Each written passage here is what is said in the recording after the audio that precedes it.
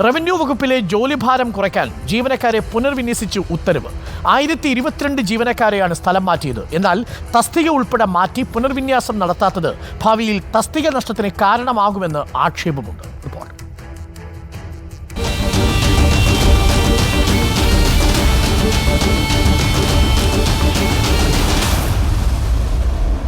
സംസ്ഥാനത്തെ കളക്ടറേറ്റ്, താലൂക്ക് ഓഫീസുകളിൽ ജോലി ചെയ്തിരുന്ന 243 ടൈപ്പിസ്റ്റുമാരെയും 779 ഓഫീസ് അറ്റൻഡർമാരെയുമാണ് സ്ഥലം മാറ്റിയത്. നിലവിൽ ജോലി ചെയ്തിരുന്ന ജില്ലയിൽ തന്നെയുള്ള വിവിധ വില്ലേജ് ഓഫീസുകളിലേക്കാണ് മാറ്റം. വില്ലേജ് ഓഫീസുകളിൽ ഇവർ ചെയ്യേണ്ട ജോലി സംബന്ധിച്ചുള്ള വിശദമായ ഉത്തരവും റവന്യൂ വകുപ്പ് പുറത്തിറക്കിയിട്ടുണ്ട്. ഫലത്തിൽ ഈ തസ്തികകൾ കാലക്രമേണ ഇല്ലാതായി പോകുന്ന ഒരു സാഹചര്യം ഉണ്ടായി വരും. വില്ലേജുകളിൽ അധിക തസ്തികൾ സൃഷ്ടിച്ചുകൊണ്ട് തന്നെ ഇതിന് പരിഹാരം കാണും. പക്ഷെ ഇവിടെ സർക്കാർ ചെയ്യുന്നത് അധിക തസ്തികൾ സൃഷ്ടിക്കുന്നില്ല എന്ന് മാത്രമല്ല, നിലവിൽ കളക്ടറേറ്റ് താലൂക്കുകളിലുമുള്ള ജീവനക്കാരെ അവർക്ക് ജോലിയില്ല എന്ന് പറഞ്ഞുകൊണ്ട് അവരെന്തുവാക്കാണ് താഴെത്തട്ടിലുള്ള വില്ലേജുകളിലേക്ക് പുനർവിന്യസിക്കുന്ന ഒരു രീതിയാണ്. അങ്ങനെ ഇല്ലാതാകുമ്പോൾ അതിന് തൊട്ടുമുള്ള ഒരു സൂപ്പർവൈസറി പോസ്റ്റ് കൂടിയാണ് പോകുന്നത്. തൊട്ടുമുള്ള JS തസ്തിക സൃഷ്ടിക്കപ്പെടുന്നത് താഴെയുള്ള OAമാരുടെയും ടൈപ്പിസ്റ്റുമാരുടെയും ക്ലർക്കുമാരുടെയും എണ്ണത്തിനനുസരിച്ചാണ്. അപ്പം ഭാവിയിൽ അത്തരത്തിലുള്ള സൂപ്പർവൈസറി പോസ്റ്റുകൾ കൂടി കുറഞ്ഞു വരും. ഫലത്തിൽ സിവിൽ സർവീസിനെ ഇതങ്ങ് ഡൗൺ സൈസ് ചെയ്യും. അതേസമയം ജോലിഭാരത്താൽ വീർപ്പുമുട്ടുന്ന വില്ലേജ് ഓഫീസുകൾക്ക് ആശ്വാസമേകുന്ന നടപടിയാണ് ജീവനക്കാരുടെ പുനർവിന്യാസം. പൊതുജന സേവനം കൂടുതൽ മെച്ചപ്പെടുത്താനും സാധിക്കും. Reporter Sinoj Thomas, in reporter, Kozhikode. Sunoy Thomas നമുക്കൊപ്പം ചേരുന്നു. സുനോയ് തോമസ്, ഈ പുനർവിന്യാസം എന്തായാലും ഗുണകരമായ ഒരു കാര്യമാണ്. പക്ഷെ അതുകൊണ്ട് ചില ആശങ്കകൾ ഉള്ളതായിട്ട് പറയുന്നു, പ്രത്യേകിച്ച് യൂണിയൻ നേതാക്കളടക്കം. എന്താണ് അവരുടെ ഒരു ആശങ്ക, Sinoj? Doctor Arunkumar, good morning. അതായത് സംസ്ഥാനത്ത് ആദ്യമായിട്ടായിരിക്കും ഇത്ര അധികം വലിയൊരു സ്ഥലമാറ്റം ഒരു വകുപ്പിൽ നടക്കുന്നത്.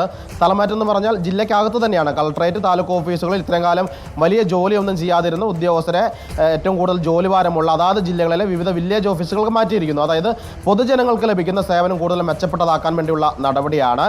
അതായത് ഇന്നലെ നമ്മളൊരു വാർത്ത കൊടുത്തിരുന്നു. വില്ലേപ്പള്ളി വില്ലേജ് ഓഫീസിലെ ഫ്യൂസ് വീര സംഭവം, അത് വൈദ്യുതി ബില്ല് അടക്കി ഇന്നലെ വൈകിട്ടോടെ ഫീസ് സ്ഥാപിക്കുകയും ചെയ്തിരുന്നു. ആ വില്ലേജിൽ 5 ജീവനക്കാരാണുള്ളത്. പക്ഷേ 3 പേര് ലീവിലാണ്, 2 പേർ മാത്രമാണ് അവിടെ ജോലി ചെയ്യുന്നത്. അതുകൊണ്ട് തന്നെ ആ ഓഫീസിന്റെ പ്രവർത്തനം താളം തെറ്റിയിരിക്കുകയാണ്. അങ്ങനെയാണ് ഓരോ വില്ലേജ് ഓഫീസിന്റെ അവസ്ഥ. അത് പരിഹരിക്കാൻ വേണ്ടിയാണ് ഈ രീതിയിലുള്ള ക്രമീകരണം സർക്കാർ വരുത്തിയിരിക്കുന്നത്. പക്ഷേ അങ്ങനെ ക്രമീകരണം വരുത്തുന്ന സമയത്ത് ഇത് തസ്തിക നഷ്ടത്തിന് കാരണമാകുമെന്നാണ് പ്രതിപക്ഷ സംഘടന പറയുന്നത്. കാരണം ഇവരെ ഈ താലൂക്ക് ഓഫീസിൽ നിന്നും കളക്ടറേറ്റിൽ നിന്നും മാറ്റി പുനർവിന്യസിക്കുകയാണ് ചെയ്തത്. പക്ഷേ തസ്തിക അവിടെ നിലനിൽക്കുന്നു. ആ തസ്തിക വില്ലേജ് ഓഫീസിലേക്ക് മാറ്റിയിട്ടില്ല. സ്വാഭാവികമായിട്ട് ഇവർ റിട്ടയർ ചെയ്ത് പോയാൽ ആ തസ്തിക അവിടെ ഇല്ലാതാകുമെന്നാണ് ഒരു പരാതി.